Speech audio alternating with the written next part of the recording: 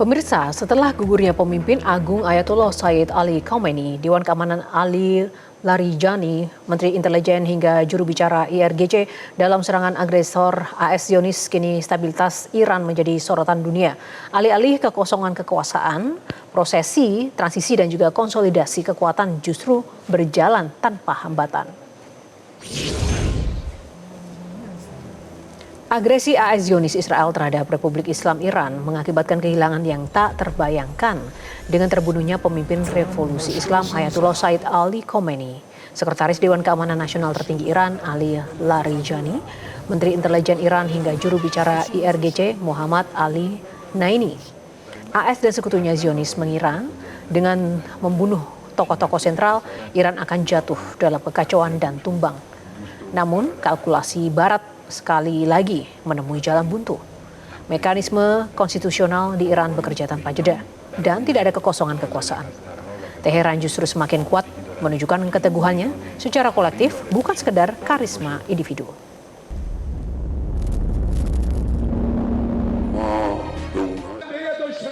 Duka kehilangan menjadi energi nasionalisme bangsa Iran. Rakyat Iran yang berbeda pandangan kini jadi melebur dalam satu barisan nasional. Agresi AS Zionis tidak meruntuhkan Iran, tapi justru melahirkan persatuan yang paling solid.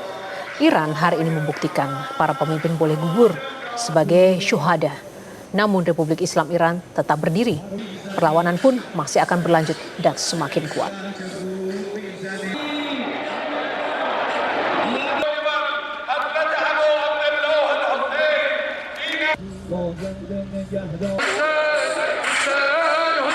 راحل گفتن هیچ غلطی نمیتونن بکنن.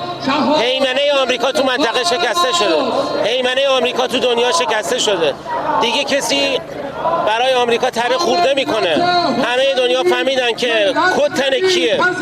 با بستن تنگه هرمز و با نشون دادن قدرت نیروهای مسلح جمهوری اسلامی ایران و قدرت مردمی که میبینید، همه دنیا فهمیدن که این جمهوری اسلامیه که تعیین میکنه معادلات منطقه چجوری باید تعیین. پیامی داریم برای کل جهان تا آخرین قطره خونمون پای این انقلاب، پای وطنمون مادرمون ایستاده ایم و جان ناقابل خود را فدای وطن میکنیم. پیامم اینه که چشمای کورشون رو باز کنن، ببینن این ملت رو که هر وقت که تهدید میکنن بیشتر میان تو صحنه.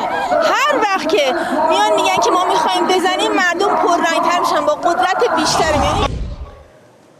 Pemirsa, sejarah mencatat bahwa kekuatan sebuah bangsa seringkali diuji di titik terendahnya. Kehilangan jajaran pemimpin tertinggi dalam serangan agresor seharusnya menjadi akhir bagi sebuah pemerintahan. Namun di Iran, duka nasional justru menjadi penguat perjuangan rakyat dalam melawan agresi AS Zionis Israel. Benarkah agresi ini justru menjadi katalisator bagi kedaulatan Iran yang lebih solid lagi? Dan kita akan langsung membahasnya kali ini, pemirsa. Ya, kita akan sapa Bang Ridwan, selamat malam. Selamat sore, selamat malam, Yohana. Iya, baik, terima kasih. Bang Ridwan, langsung saja menurut Anda ini apa yang membuat Iran seolah tidak terpengaruh dengan gempuran AS dan juga Zionis? Bahkan setelah kehilangan para pemimpin utama mereka, Iran ini justru rakyatnya turun ke jalan di segala penjuru untuk menyuarakan perlawanan tanpa membuka ruang gencatan senjata. Ya, kuncinya Yohana, karena kematian bagi bangsa Iran itu adalah, apalagi ya kematian yang dibunuh oleh musuh, dalam hal ini Israel dan Amerika, itu adalah sebuah kemuliaan.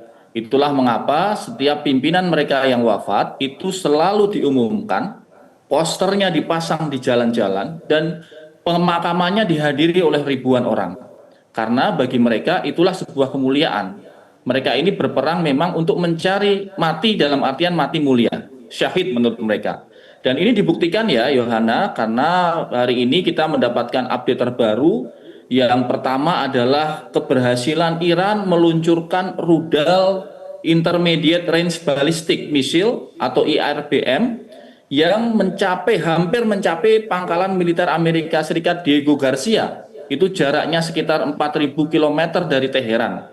Jadi ini membuktikan bahwa kemampuan Iran 21 hari digempur, ternyata mereka malah justru meluncurkan rudal baru yang jarak jelajahnya lebih tinggi, lebih jauh, 4.000 kilometer. Dan berita lainnya adalah Yohana, kemarin itu F-35 pesawat silumannya Amerika juga berhasil ditembak, walaupun kemudian oleh CENTCOM, oleh Amerika Serikat dibantah bahwa itu bukan karena ditembak Iran, tapi karena kerusakan mesin. Jadi memang tampaknya tadi pernyataan Yohana bahwa kematian para pemimpin justru menjadi amunisi dan semangat baru bagi militer Iran, ini memang benar-benar nyata karena dibuktikan dengan aksi begitu. Ya, Bang Ridwan, tadi kita bicara soal amunisi semangat begitu, tapi bagaimana realisasi atau realitas dengan amunisi senjata sendiri? Banyak spekulasi yang kemudian berkembang ini bahwa kepercayaan diri Iran tidak lepas dari dukungan China dan Rusia di balik layar.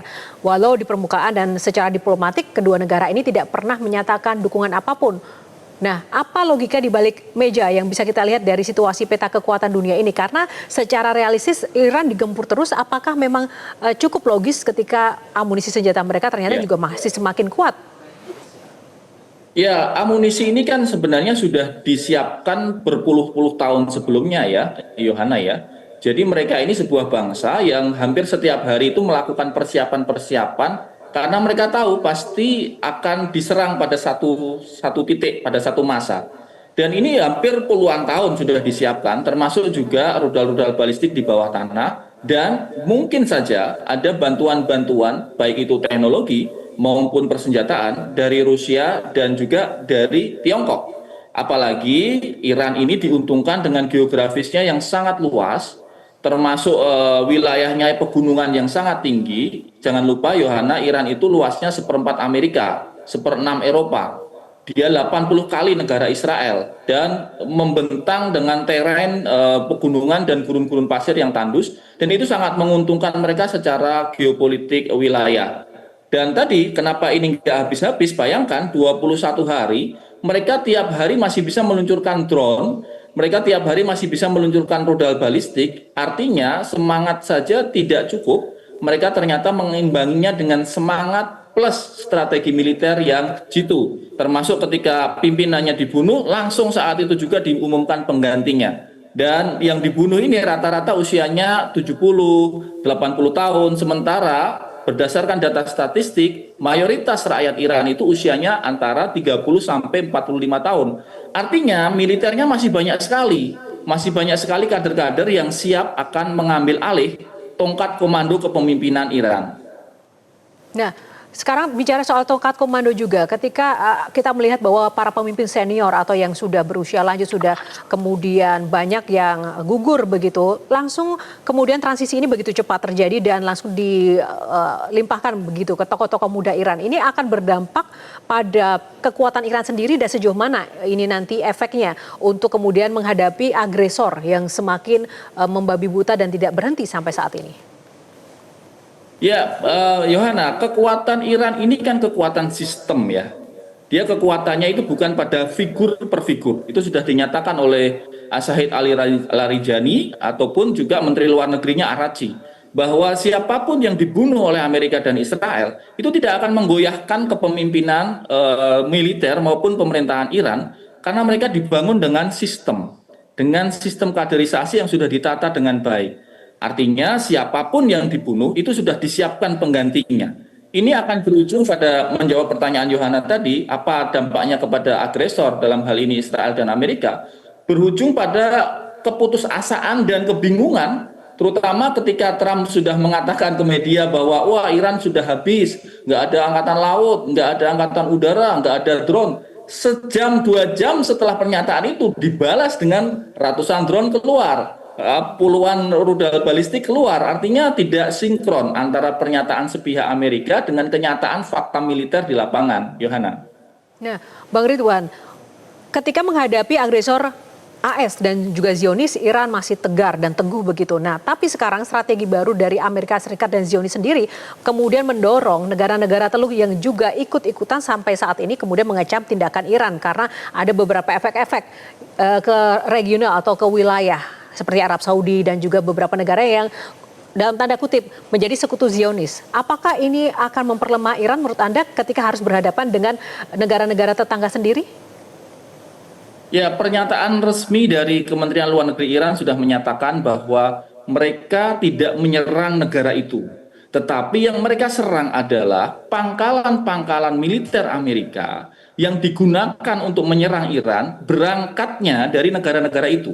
Jadi misalnya mereka menyerang Bahrain, bukan menyerang Bahrainnya, tapi menyerang pangkalan Amerika yang ada di Manama, di Bahrain. Ini yang sudah dijelaskan berulang-ulang oleh pemerintah Iran dan mengharap semacam understanding dari pimpinan-pimpinan negara Teluk itu. Bagaimana mungkin mereka mengizinkan Amerika dan Israel menggunakan wilayah udaranya untuk menghancurkan Iran, di mana Iran mengatakan bahwa kita sama-sama saudara seiman, kita sama-sama Muslim. Kenapa negara-negara Muslim justru mengizinkan Israel dan Amerika menggunakan wilayah mereka digunakan sebagai reaching point untuk menyerbu Iran? Jadi saya kira Yohana tidak akan terjadi. Saya meyakini negara-negara Teluk mungkin mengecam ya secara terbuka karena mereka juga harus melakukan itu karena tekanan diplomasi dari Amerika Serikat. Tetapi prakteknya saya tidak meyakini mereka akan melakukan bantuan serangan kepada Iran. Tapi bagaimana dengan gencarnya operasi false flag yang meskipun sampai dengan saat ini tidak ada pihak yang mengakui, termasuk Israel sendiri yang diduga berada di balik false flag yang terjadi, dan ini kan termasuk strategi mempecah belah yang dalam sejarah ini efektif kemudian untuk saling menghancurkan sebuah kawasan atau wilayah. Menurut Anda bagaimana? Betul, ketakutan tertinggi dari Zionis Israel adalah yang disebut dengan persatuan umat Islam, Wihdatul Ummah. Ketika negara-negara Teluk, Qatar, Bahrain, Uni Emirat Arab, Arab Saudi melakukan satu kerjasama bersama dengan Iran, nah itulah yang ditakutkan Israel. Karena itu jangan sampai itu terjadi. Yang disebut Yohana itu benar, false flag skenario. Jadi intelijen gelap melakukan sebuah serangan-serangan yang tidak diketahui dari mana, tetapi kemudian diklaim itu adalah serangan dari Iran. Tujuannya adalah mengadu domba. Supaya apa? Supaya negara-negara Teluk ini tidak mau berkolaborasi, bersekutu dengan Iran. Bayangkan ketika itu bersekutu dengan Iran, maka kekuatan Israel dan Amerika akan habis di kawasan itu. Setidaknya Amerika tidak bisa lagi menggunakan pangkalan-pangkalan udaranya di negara-negara Teluk itu. Dan ini akan sangat merepotkan dalam hal perang. Dan Israel juga sangat ketakutan ketika wacana persatuan Islam, persatuan negara-negara Islam di Timur Tengah itu terwujud. Baik, terima kasih Bung Ridwan Habib untuk ulasannya bersama Prime Time News. Kali ini kita akan terus tunggu bagaimana pergerakan dari situasi di Timur Tengah. Terima kasih, selamat malam. Jelajahi cara baru mendapatkan informasi. Download Metro TV Extend sekarang.